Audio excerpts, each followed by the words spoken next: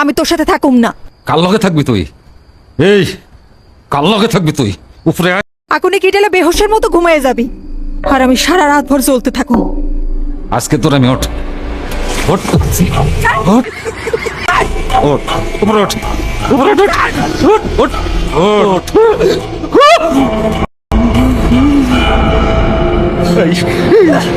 কার লগে থাকবি? কার লগে?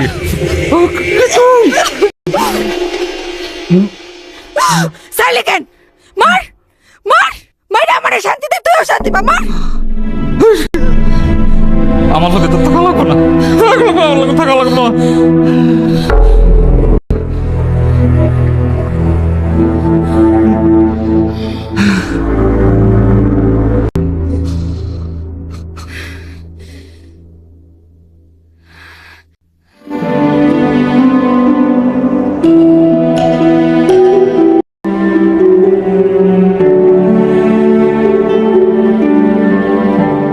কি হয়েছে? এমনি চুপসে আছিস কেন? ওই কামে সর্দার আবার তোর গায়ে হাত তুলছে?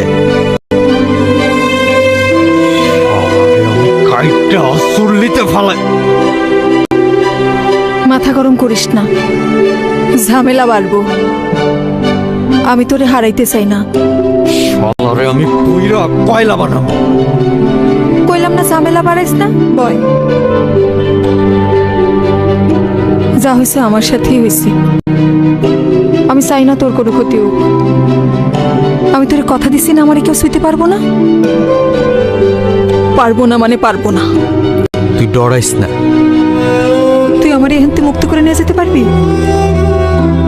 চল আমরা পলাই যাই, অনেক দূরে যাবো, যেখানে তুই আর আমি ছাড়া কেউ থাকবো না।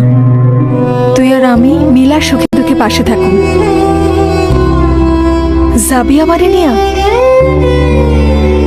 আমি কই যাবো?